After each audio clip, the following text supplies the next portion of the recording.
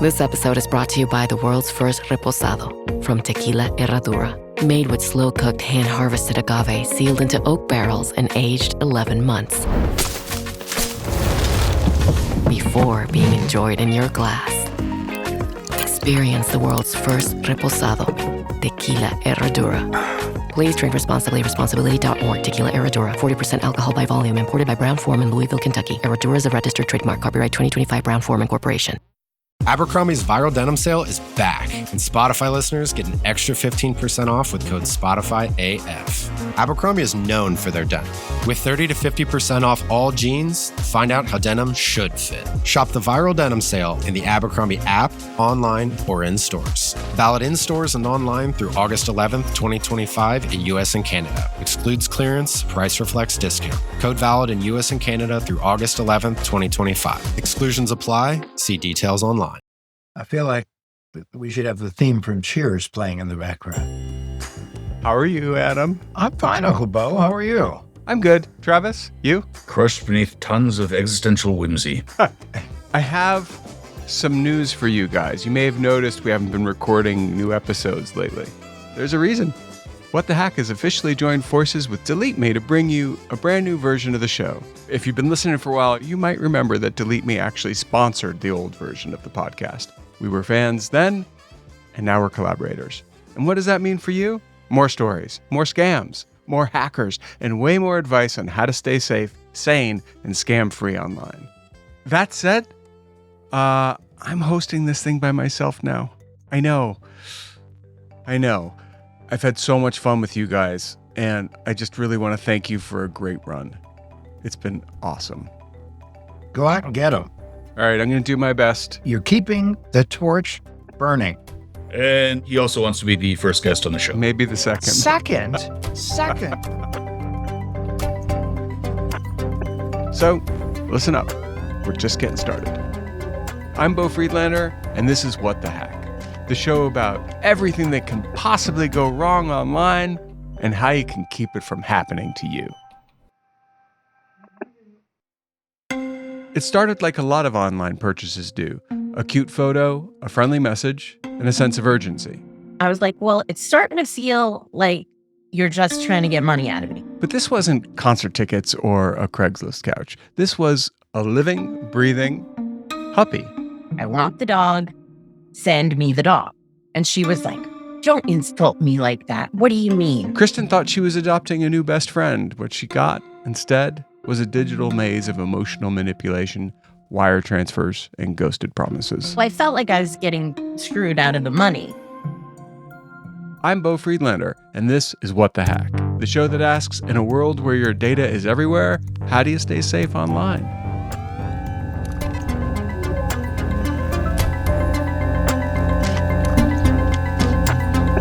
It really sucks because I don't trust a lot of people anymore. Kristen, how are you? Good, thanks. And it's been what? It's 8th grade now. How long ago? We're not going to say how long ago 8th grade was. That is how we know each other. I remember exactly where you used to get off the bus, and then we kind of lost touch. What have you been up to?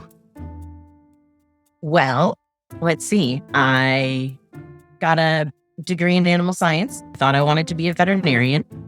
Decided that until the animals could drive themselves to my office on their own, I couldn't do that job because I didn't like people. Your honesty is disarming. And where are you now? Now I am in South Florida. My husband got a job down here, and we came down about 10 years ago. So you've left us Yankees up here to be Yankees. Yep. I'm in Reading right now, where we grew up. Tell me something you remember from way back when. I remember you did get in trouble a lot because you talked all the time. Me? Imagine that. Well, So it's a out good of thing. character. Well, the funny thing is, I make a living talking now. You always had something to say, and I will give you that it was usually on topic and interesting, but you didn't like to wait your turn. Oh, gosh. Nothing's changed. I'm actually blushing and my whole face is hot.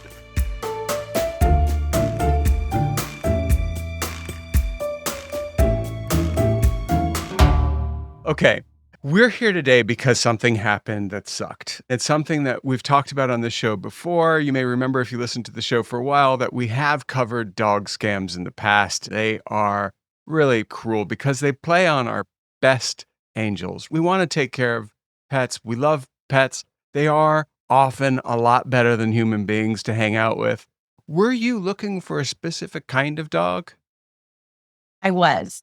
At the time, had a 4-year-old Jack Russell, and I wanted to find a little sister, Jack Russell, for him. Jack Russells. Now, are you a horse person? Because those are stable dogs, aren't they? Yes, that's how I ended up with corgis and Jack Russells from being at the barn. And the first thing I did when I graduated was get a corgi. I had decided that's what I had to have. All right, so you wanted Jack Russell, and I actually know a little something about this because my mother bred Jack Russells when I was a kid. Why'd you want a Jack Russell? Well, it's an odd evolution of how I got the dogs, because I started with the corgi and she had puppies. So then I had mom and one of the puppies. And when the mom passed away, I wanted the male puppy to have a friend, but couldn't get another female corgi. I found a female Jack Russell, and she turned out to be a fabulous dog. I loved her to death. So then I had one of each. And then my son wanted a kitten, so we got him a corgi. As one does. Because we didn't want a cat. So he got a corgi. And so then we had the old Jack Russell, young corgi. The Jack Russell was, well, she had a quinceañera because, it's South Florida and everybody in Florida has the quinceañera. She was 16 and on her way out. So I got the Jack Russell puppy that I have now, and he's 7. Still acts like a puppy. Got you. Now, the Jack Russell that you have now is not the Jack Russell that you thought you were buying, which was the reason we're here today. No. So you're looking for a Jack Russell, and how long ago was this? It was 22. Okay. 3 years ago. Yeah. And that matters because this was after COVID and when commerce was a little complicated. There were complicating factors to getting things done. Yes. What does a dog like this cost if you were to, do they sell them at puppy stores? Yes, there are places where you can get a puppy around here. Yeah. Depending on factors they deem important, it could run you maybe $2,500 to $3,500. Okay. Let's call it $3,500 worst case scenario. So $3,500. It's a lot. Did you go to those stores, or how did you go about trying? Because those dogs are sometimes from puppy mills, or you want to find a breeder. How did you go about looking for a dog? I started with my horsey friends because they're the ones that have the dogs, breed the dogs, know who's got what going on. Yep. Nobody had any upcoming litters. If anybody had a litter, they were already, all the girls were spoken for. And I was looking for a girl specifically to be a friend with the boy that I have. So I went through those friends, didn't find anything. Then I started looking for breeders online because I felt like I was doing the right thing, contacting a breeder rather than someone, who gave up a puppy to a store. Yeah. So these breeders, as I understand it, I've done this a couple times. I became obsessed with a few breeds and was looking around. They were all over the place. I mean, they were in Montana. They were in the ones I was looking for. They were in Utah. There was someone in North Carolina. There wasn't anyone in Connecticut. Was it the same for Jack Russells? There are pockets where, like in the South, they're very popular. So there were a lot in like Georgia, Tennessee, South Carolina, kind of that hunting area. Gotcha. The one that I came upon that was timing right, that they were actually paws on the ground available now, was a litter out in California. Okay. And when you say paws on the ground ready now, This was a breeder who said you can get this puppy right away. They were 8 weeks old, weaned, eating food, had their first round of shots. They were ready to go. How much did the dog cost? I think it was around $1,000. Huh. Yeah, it was much less than one of the ones at a store. Yeah. Because it was farther away. I was thinking, because it wasn't in LA. It was, the sticks of California. And so that's a very good price. How did you decide this was going to be the dog and these breeders were legit? They had a website. I looked through the website. It had links to other breeders, things that made it look legit. Pictures of children playing with the puppies, showing how they're raised in the home and they're well socialized. They threw in some Bible verses, made me think they were good people. It was a very wholesome family picture they painted for me. So you're starting to negotiate for the dog. They have a female that is ready to go. Do you just send them the $1,000 or what do you do now? Well, first contact was through email. Uh-huh. I asked some questions, said I was interested, but I had questions and I said I would like to speak to the woman that I was emailing. Okay. I asked specific questions about the shots they had gotten, what they were eating, and things that were, trick questions, but things that were normal conversational, like, I asked if they were crate trained or potty training outside and like just dog people conversation, And she passed with flying colors. It was fine. Seemed like a legit deal. What happened next? After I spoke with her on the phone, I said, okay, I think we're going to go ahead. We're going to go forward and do this. She said, okay, you can Zelle me the money for the puppy. When I get the money for the puppy, I'll send you the information about the shipping company. Okay. Again, I know you're far away. I'm not going to drive to California and pick up the puppy, right? You're Sure. going to ship it. So I do send a little bit of money, make sure it really gets to her. And I, entered all the information correctly. Yeah. She says that money was received. I sent her the rest of the money for the puppy. And she's like, okay, great. Sent me a website link for the shippers she uses. Mm-hmm. And then I began dealing directly with them.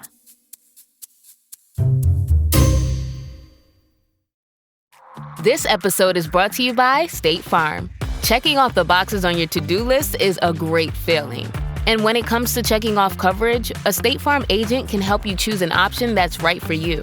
Whether you prefer talking in person, on the phone, or using the award-winning app, it's nice knowing you have help finding coverage that best fits your needs. Like a good neighbor, State Farm is there. Make your next vacation unforgettable on Royal Caribbean's newest ship, Star of the Seas. It's everything you've loved about every family vacation you've ever been on, with mind-blowing thrills at the largest water park at sea, 7 onboard pools for every level of chill, more than 40 ways to dine and drink, and even more to enjoy at our award-winning private island, Perfect Day at Coco Cay. This is the new Star of the Seas. Click or tap the banner to find out more. Okay, so you're now in touch with the shipping company, Kristen, and you're excited, right? You're about to get this dog. How's it go with the shipping company? Everything seemed good. I went through the website. Again, it looked like a real live website. Had places to enter, track your shipment, contacts, and who was where. And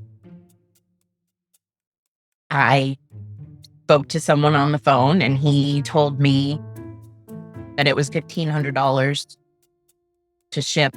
They were going to fly the dog from California to Fort Lauderdale, and someone, like a last mile person, was going to pick it up at the airport and deliver it right to my door.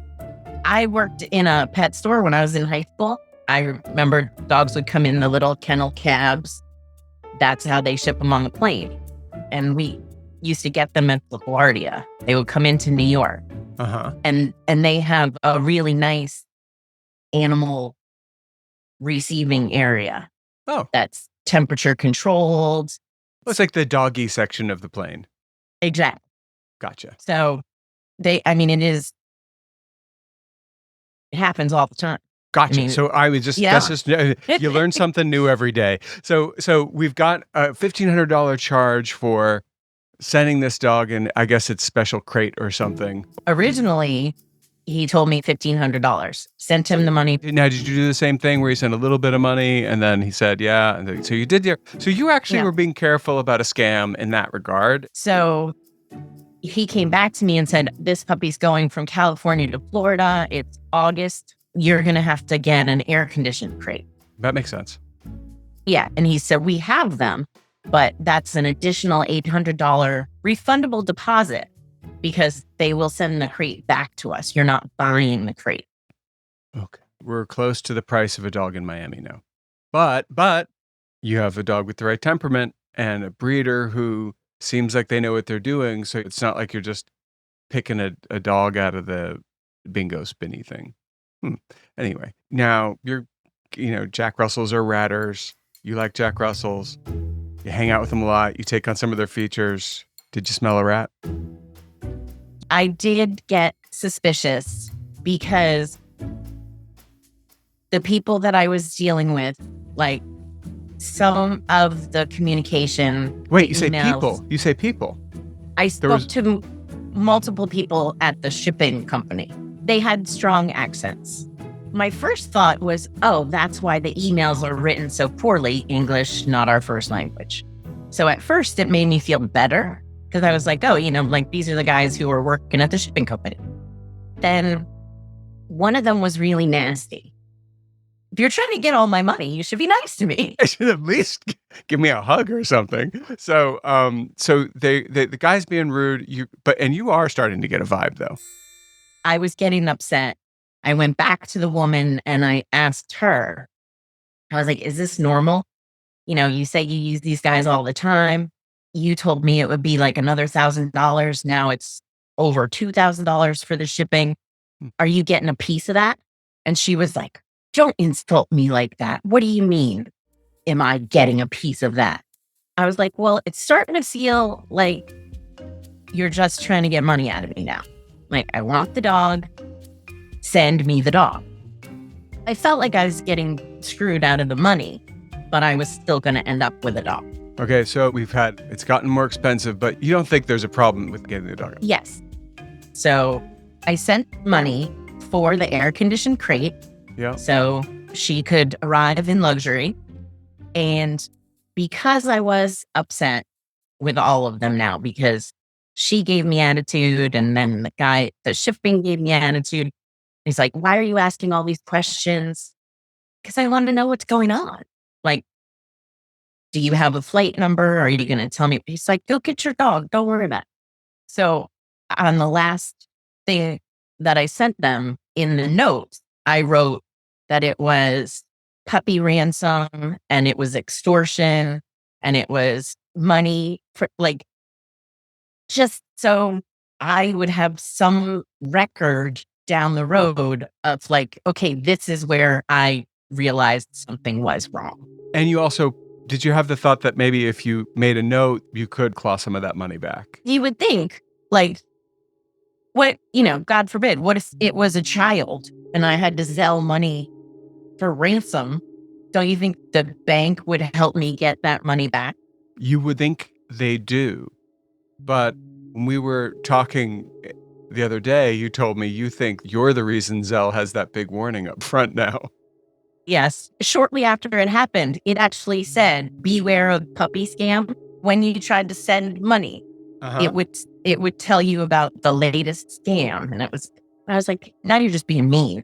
You're making fun of me. All right. So now I want real-time reporting here. You were sitting, I guess you went to the airport to get your dog. No, because for that, price. She was going to be delivered to my door. Oh, so you don't have to go to the airport. You just So I don't have to go to the airport. First, I called the lady and I asked her to send me a picture of the puppy once she's in the crate. Yep. And she says, okay, sends me a picture, not an air-conditioned crate, and you can't see the dog that's in the crate. And kind of in the background, I can see a guy in a DHL vest, and was like, why is she in the DHL hub? Like, so are you thinking you were looking at like I think it was a stock photo from somewhere, honestly. Like a DHL ad or something. Yeah. So I called her and I'm like, what's going on? Like, I can't see the puppy in the crate. That's not the food you said. And that's not crate that I gave an extra $800 for her to ride in. She was like, oh, no, that was my crate. They put her in the big crate right before she goes on the plane. And I was like, okay, do you have the flight number? She's like, oh, I didn't get it. And I was like, all right, call the guys to get the flight number, bringing the dog to Florida.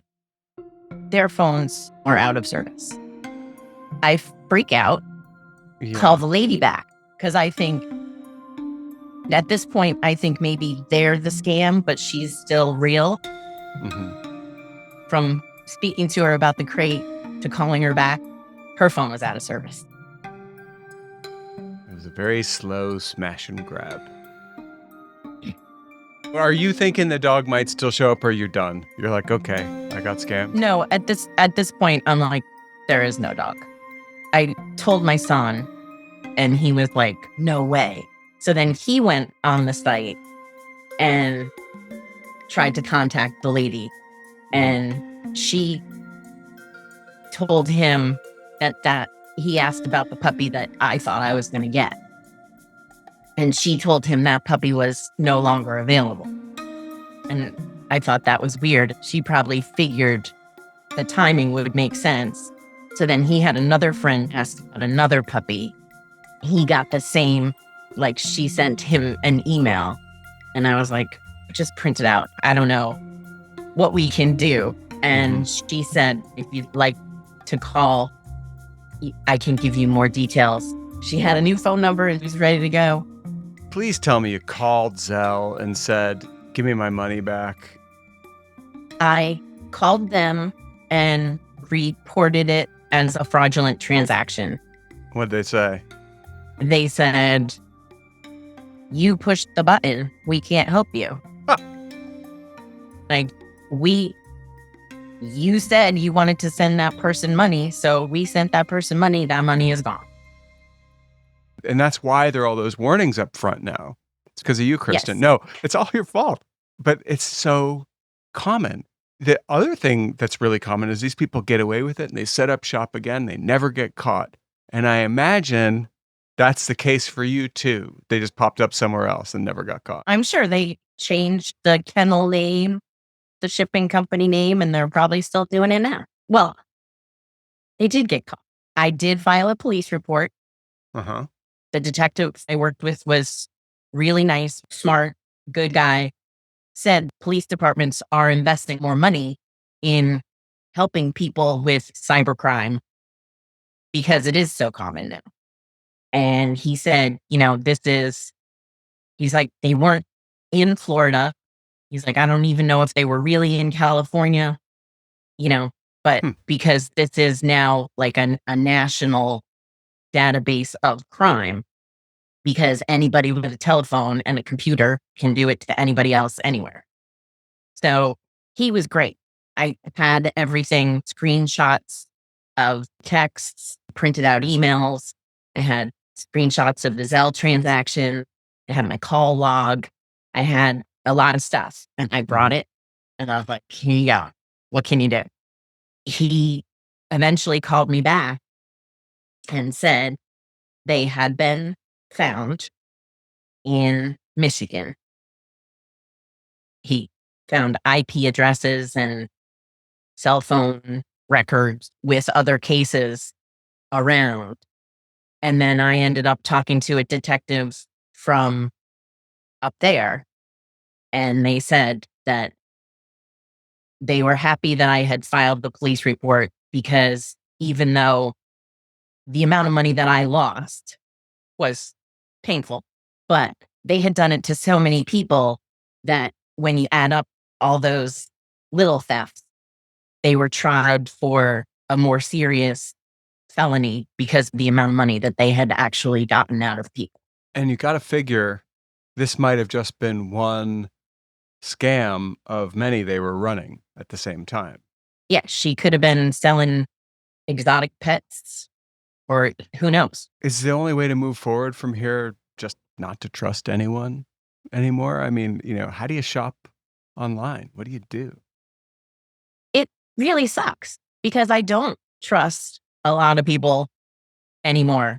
And going back to the sweet little town we grew up in, do you ever remember having to have written estimates and contracts and some guy came to your house and said, yeah, I'll tile the bathroom.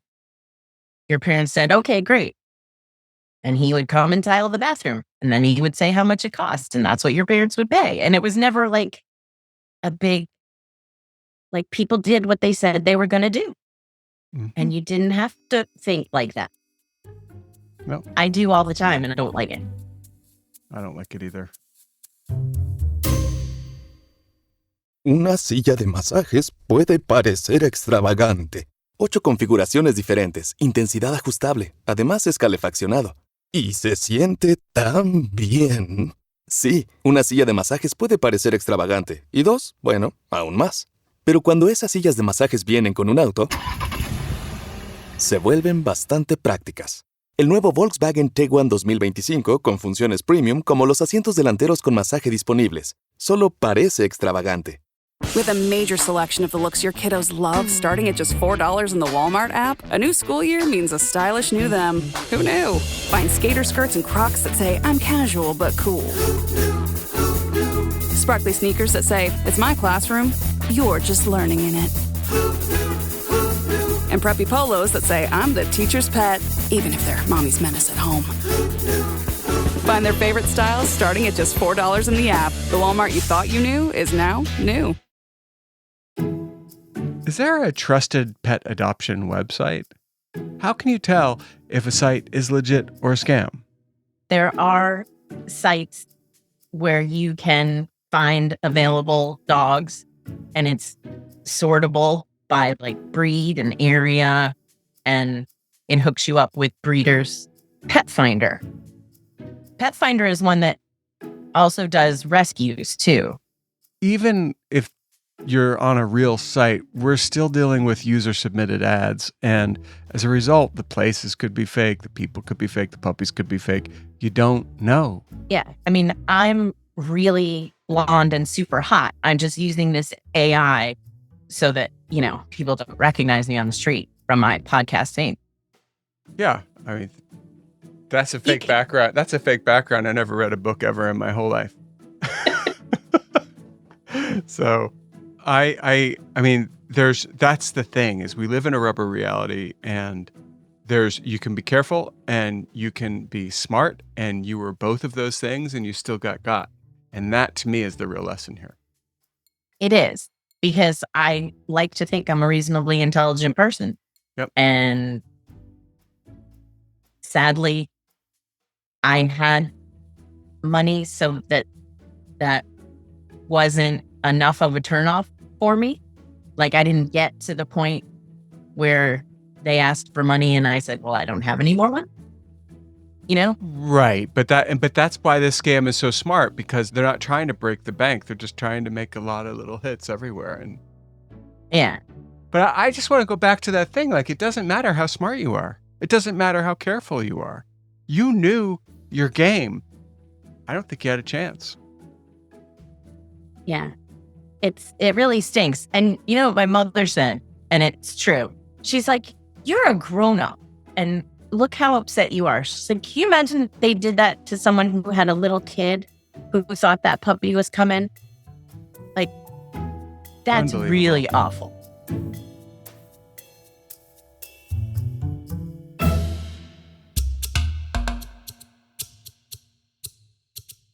Okay, now it's time for a tinfoil swan, our paranoid takeaway to keep you safe on and offline.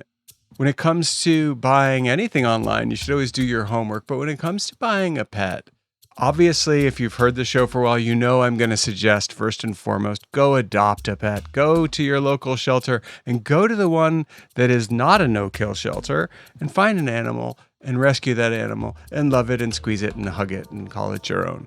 But if you are dead set on a breed and you can't find it through a rescue, and there are a lot of reputable rescues where you can also get bespoke breeds as adopted animals, you should follow a few rules of thumb. And all of them are get a reference, get a second reference, and get a third reference, and then call those references.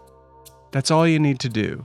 If you don't do it, you run the risk of being taken for a ride. So this week it's pretty simple, but it's one that you can overlook no matter what it is you're buying. That excitement of making it happen, of finally, like, I'm going to get the gigantic 1850s poster of a spider by the artist from Germany. Yes, that's what I'm doing this week. Make sure it's real. Make sure the person's legit. And the way that you do that is to ask for references. Now, so let's say you've decided you're going to buy a dog.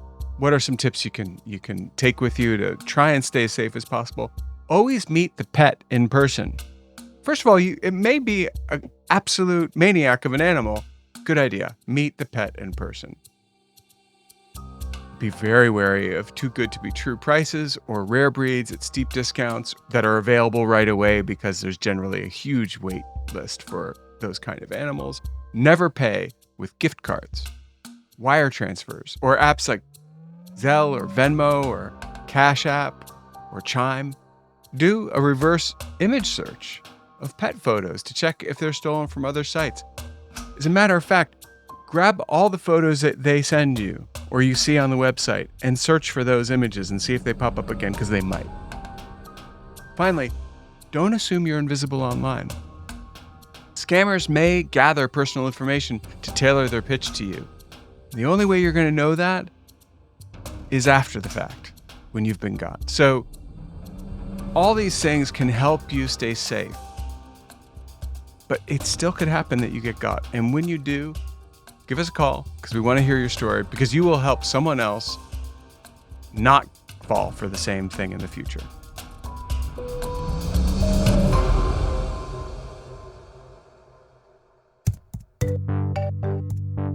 What the Hack is brought to you by DeleteMe. DeleteMe makes it quick and easy and safe to remove your personal data online, and was recently named the #1 pick by New York Times Wirecutter for personal information removal. You can learn more if you go to joindeleteme.com/WTH. That's joindeleteme.com/WTH. Stay safe out there.